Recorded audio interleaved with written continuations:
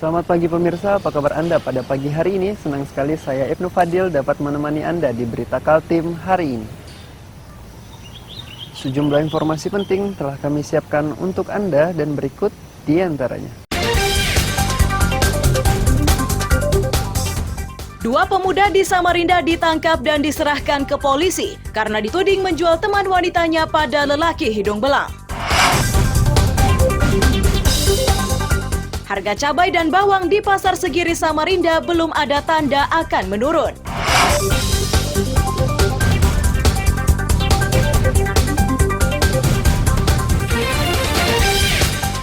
Laga papadaan atau sesama saudara antara PS Barito Putra melawan Borneo FC akan berlangsung di Stadion Segiri Samarinda.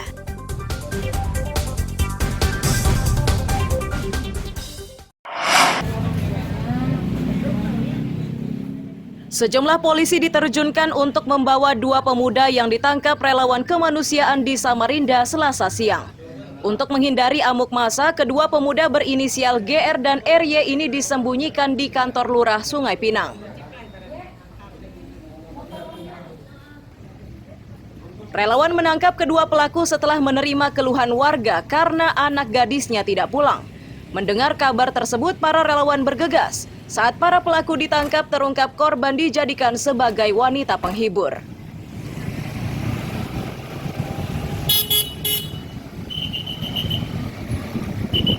Oh, dia 2 minggu lalu DPO kasus penjualan anak sama penodongan jual paksa lah bahasanya. Itu apanya dengan dia? Temannya? Pacarnya. Jadi pacarnya ini dijual? Ya, dijual. Melalui apa dia? Melalui aplikasi. Aplikasi ya? Ya, aplikasi. Kemudian yang melapor sendiri dari pihak mana? Yang melapor memberitahukan orang tua perempuan minta tolong anaknya dicarikan. Anaknya kan ada pulang. Minta dicarikan, saya bantu, saya tangkap. Didapat di Jalan Hidayat Pulau. Temannya didapat, dia kabur sampai sekarang baru ketemu. Sudah berapa kali pengakuannya jual anak? Sudah 10 kali. 10 kali? 10 kali. Pelaku langsung dimasukkan ke sel tahanan. Itu dilakukan agar keduanya tidak melarikan diri sebelum dimintai keterangan oleh penyidik. Polisi juga akan memintai keterangan korban guna memastikan dugaan perdagangan manusia tersebut. Amir Hamzah dan tim liputan melaporkan dari Samarinda.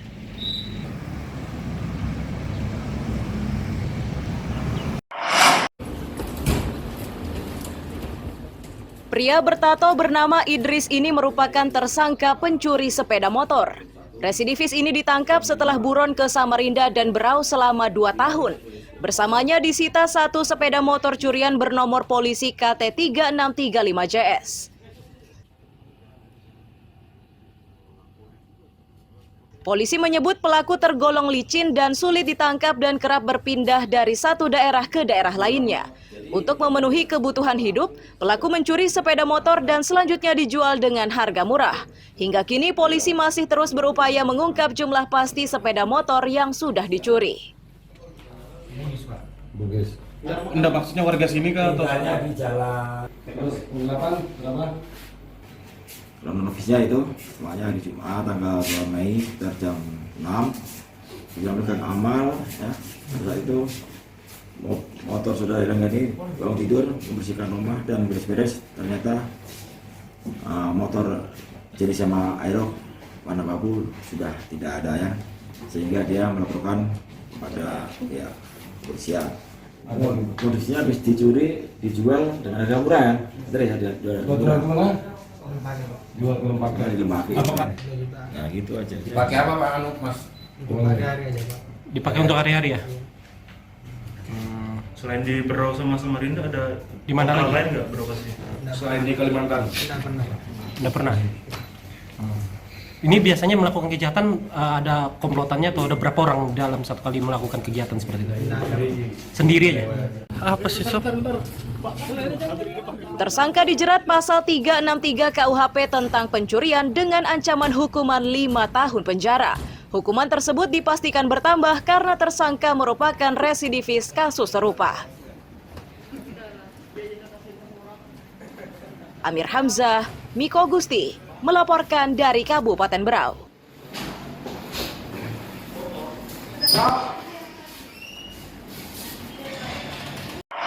Di Pandansari banyak. Video amatir berdurasi 1 menit ini sejak Jumat lalu menghebohkan warga Balikpapan.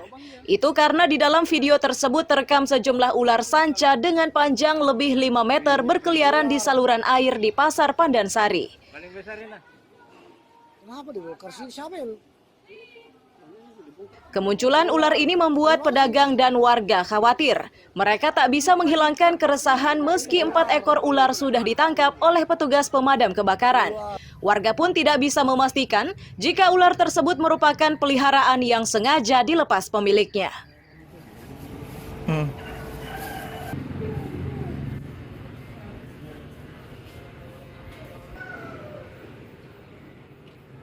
Oh, kurang tahu juga itu.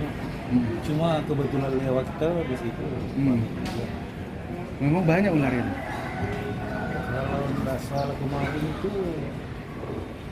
5 kan? Iya. 5 ya. Yang ditangkap Pak ekor ya? ada kandangnya Om atau sama Kurang tahu juga. Tapi katanya ada apa karung ya gitu. Kalau itu kurang tahu juga saya. Karena istilahnya kebetulan kesini rame orang, saya juga datang ke sini.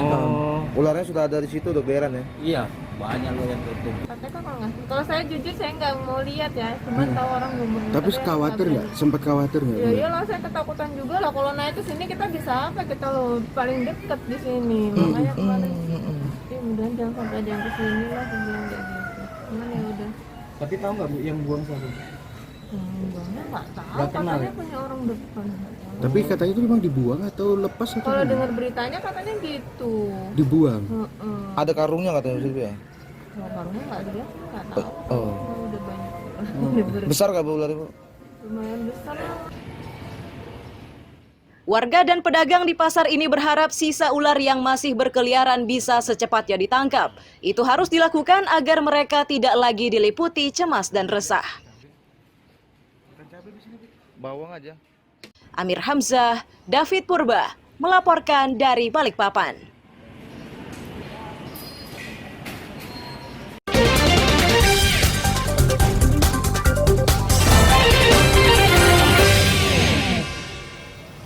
Masih bersama saya Ibnu Fadil, pemirsa Anda kembali menyaksikan 3 berita utama Kaltim hari ini. 2 pemuda di Samarinda ditangkap dan diserahkan ke polisi karena dituding menjual teman wanitanya pada lelaki hidung belang. Harga cabai dan bawang di Pasar Segiri Samarinda belum ada tanda akan menurun.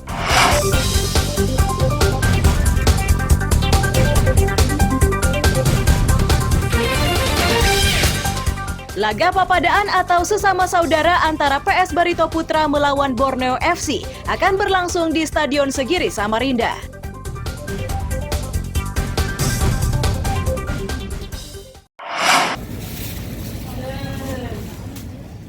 Cabai di Pasar Segiri Samarinda hingga Selasa siang dijual di kisaran Rp90.000 per kilogram.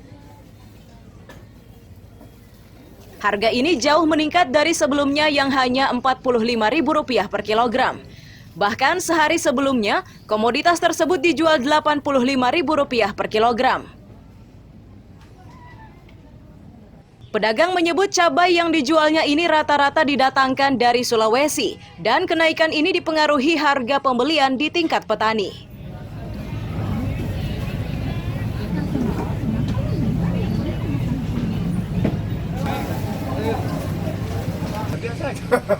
Harganya sekarang berapa Pak? Harganya 90 ya. 90 sekilo ya? Iya. Ini untuk cabai ukuran apa? Jenis apa Pak? Cabai rawit ya yang harga? Termasuk lombok tiung namanya. Oh, lombok tiung ya. Ya. Harganya 90 per kilo. 90, Kalau ya. lombok besar Pak Ji? Lombok besar 60. 60. Ini kenaikan sudah berapa hari Pak Ji? Kalau 90 ini baru hari ini. Hari ini ya? Iya. Kemarin? Kemarin masih 85. Ini kenaikannya karena apa Pak Ji? Mau dekati hari kurban atau? Naik harga kemarin. Oh, Memang dinaikin dari Dari petani kalau naikkan itu. Kenaikan juga terjadi pada harga bawang merah dan bawang putih. Bawang merah harga jualnya saat ini Rp60.000 per kilogram, sedangkan bawang putih Rp30.000 per kilogram. Diakui kenaikan tersebut menyebabkan penjualan menyusut.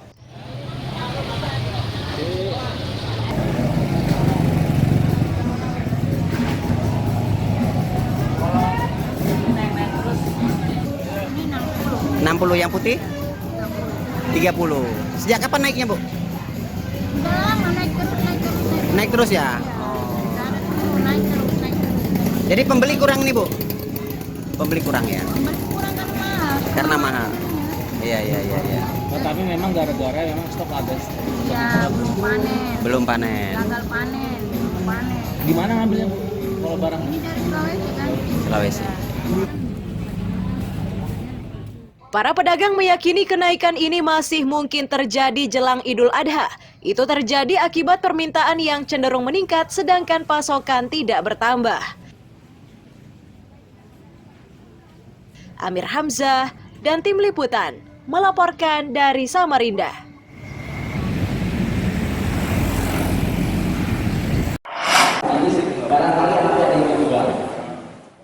Ratusan calon haji asal Kalimantan Timur, Kalimantan Utara, Sulawesi Tengah, dan Sulawesi Utara ini Selasa siang diberi pembekalan oleh Panitia Penyelenggara Ibadah Haji atau PPIH di Asrama Haji Batakan, Balikpapan.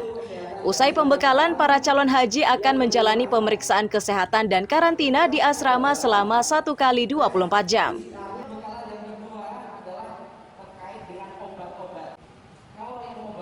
Sekretaris PPIH Embarkasi Balikpapan menyebut, calon haji asal Kalimantan Timur yang masuk kloter 1 berjumlah 356 orang. Mereka berasal dari Samarinda, Kabupaten Pasir, dan Kabupaten Penajam Pasir Utara. Para calon haji ini didampingi 4 petugas.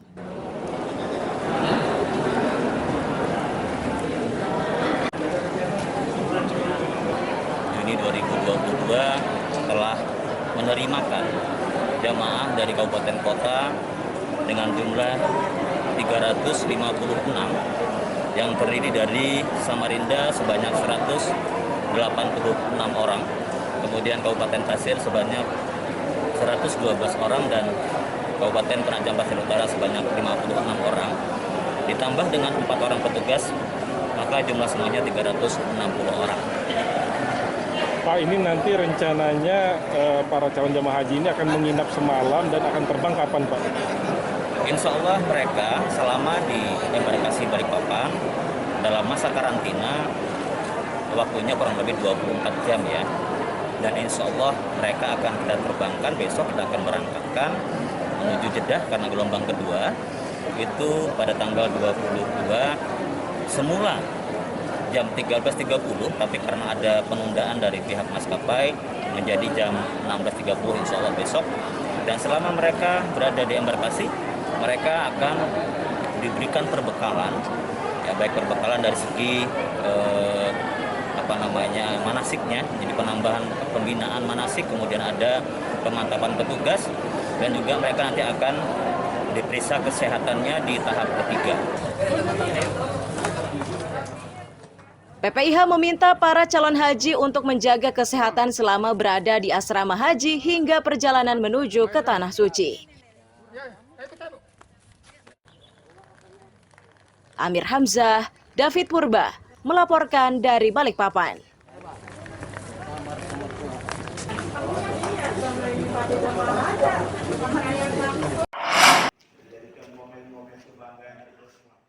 ...27 atlet Institut Karate-Do Indonesia atau INKAI ini dilepas Wakil Bupati di halaman kantor Bupati Kutai Timur Senin siang. Atlet-atlet muda, pria dan wanita ini dilepas untuk mengikuti kejuaraan Piala Gubernur Kaltim di Samarinda dari 21 hingga 25 Juni 2022. Di luar, jadi hari ini 27 atlet yang diberangkatkan ini akan mengikuti 21 kelas. Bagi Kutim, ajang ini dijadikan sebagai pemanasan jelang Porprov Kaltim yang berlangsung di Kabupaten Berau. Wakil Bupati memberi saran agar mereka tidak terbebani untuk meraih juara. Wakil Bupati hanya meminta para atlet melakukan yang terbaik selama bertanding. semoga di sana bisa berprestasi berhasil. Itu yang bisa saya sampaikan. Selamat. Alhamdulillah pada pagi hari ini pemerintah Kutai Timur dengan bangga memberangkatkan para atlet kita untuk ikut kejuaraan provinsi karate se-Kalimantan Timur. Harapan kita bahwa atlet kita, anak-anak kita ini bisa berprestasi di sana, sekaligus juga bisa menambah ilmu dan sparring di sana. Makanya tadi kita motivasi dia, jangan jadikan beban, berangkat ke sana, enjoy saja, buktikan bahwa Kutai Timur itu mampu. Kita menurunkan 27 atlet di 21 kelas dan semuanya putra daerah Kutai Timur. Nah, kami berharap mudah-mudahan di kejuaraan provinsi ini sangat bergengsi ya. Piala Gubernur Jurpok tahun ini akan dilaksanakan di tanggal 21 sampai 25. Ya, mudah-mudahan atlet Kutai Timur menjadi kebanggaan kita semua untuk bisa menjadi kontingen ke Porprov di Berau nanti. Untuk merangsang semangat para atlet, Wakil Bupati berjanji akan memberikan bonus pada peraih juara di kejuaraan tersebut. Amir Hamzah, Sabta Rizky, melaporkan dari Kutai Timur.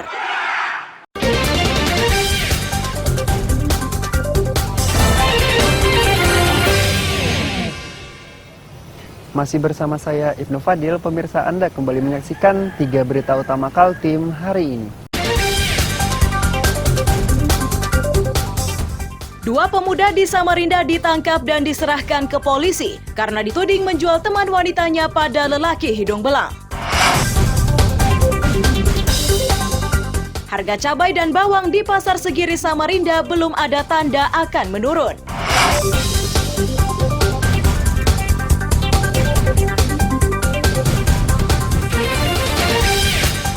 Laga papadaan atau sesama saudara antara PS Barito Putra melawan Borneo FC akan berlangsung di Stadion Segiri Samarinda.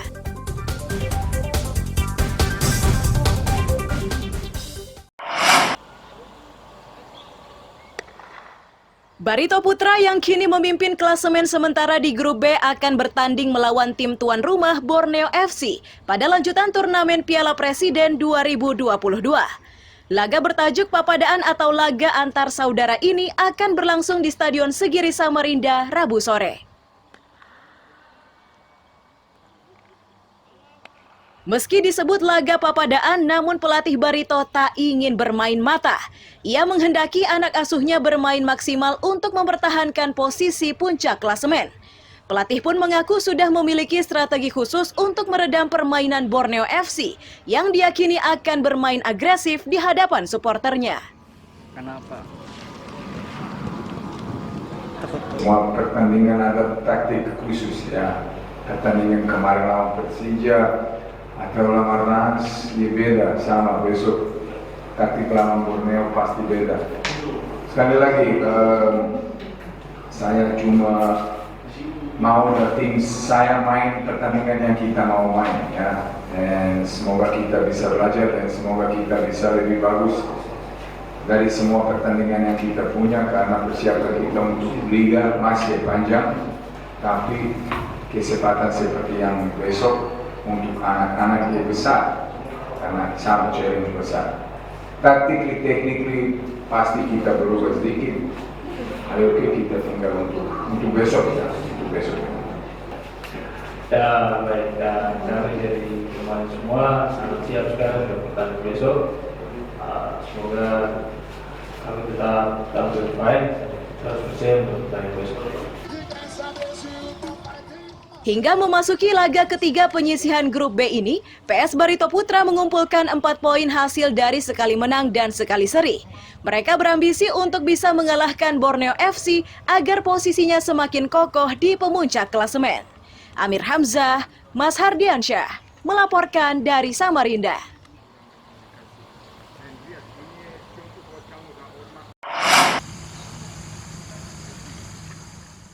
Jelang laga ketiga grup B turnamen Piala Presiden, Rans Nusantara FC mengisinya dengan pemanasan dan latihan ringan di halaman Stadion Palaran Samarinda Selasa siang. Di laga ketiganya tersebut, Rans Nusantara akan menghadapi Persija Jakarta. Rahmat Darmawan dalam keterangan persnya Selasa siang mengaku, di pertandingan ini mereka akan memaksimalkan variasi. Rahmat Darmawan pun menghendaki anak asuhnya mampu menerjemahkan keinginan pelatih agar menuai hasil menggembirakan. 2022, di sini bos Rahmat Darmawan.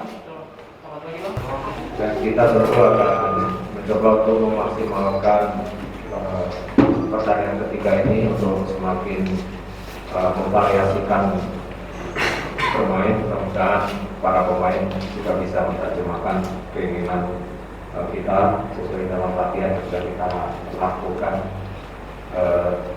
tadi dan kemarin. Dan saat ini kondisi pemain semuanya baik dan siap untuk menghadapi pertandingan. Ya, kalau untuk kita bermain mungkin dalam waktu yang singkat kita sudah melakukan sesi latihan dan apa yang terjadi dari pelatih kita jalankan, tinggal nanti kita aplikasikan di pertandingan besok. Semoga saja apa yang kita rencanakan bisa berjalan dengan lancar. Memasuki pertandingan ketiga penyisihan grup B, Rans Nusantara FC masih tertahan di posisi 3 klasemen. Hasil itu didapat setelah di 2 pertandingan sebelumnya, Rans Nusantara hanya meraih hasil imbang. Amir Hamzah, Mas Hardiansyah, melaporkan dari Samarinda.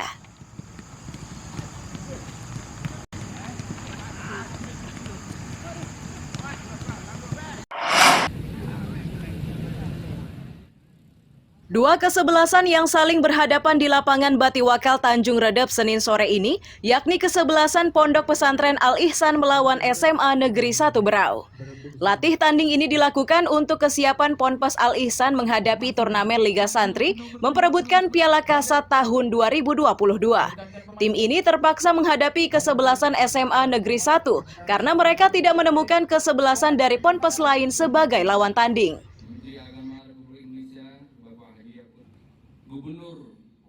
Dandim 0902 Berau mengatakan Liga Santri tahun ini berjenjang dari tingkat kabupaten kota ke tingkat nasional. Tim yang menjadi juara di tiap provinsi akan diadu dengan kesebelasan lainnya dan pertandingan itu akan berlangsung di Jombang, Jawa Timur. Ya Allah ya waqina adzabannar. Wa sallallahu ala sayyidina Muhammad wa ala alihi wa tokoh masyarakat. Kegiatan Liga Santri di tahun 2022 yang khususnya diadakan di Kabupaten Berau ini yang pusatnya ada di wilayah Jombang.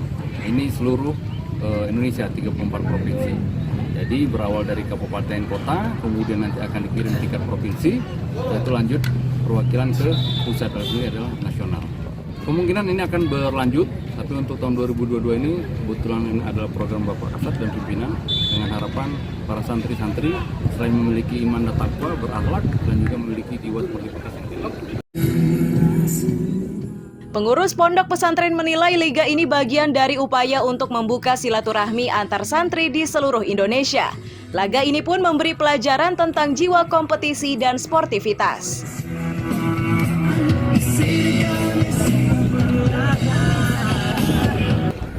Alhamdulillah adanya Liga Santri ini yang pertama membuka silaturahmi untuk seluruh santri se-Indonesia. Yang kedua juga yang nanti santri ini punya jiwa kompetisi dan sportivitas tentunya. Kami sangat bersyukur dengan adanya Liga Santri ini, juga bakat dan minat adik-adik santri juga bisa dikembangkan. Dan terima kasih pada temannya dari TNI yang fasilitasi untuk acara seperti ini. Apapun hasil pertandingan ini, kesebelasan Ponpes Al-Ihsan dipastikan akan mewakili Berau di seleksi tingkat provinsi. Itu terjadi karena hanya tim ini yang mendaftar di kompetisi tersebut. Amir Hamzah, Miko Gusti, melaporkan dari Kabupaten Berau. Terjadi untuk keputusan wasit.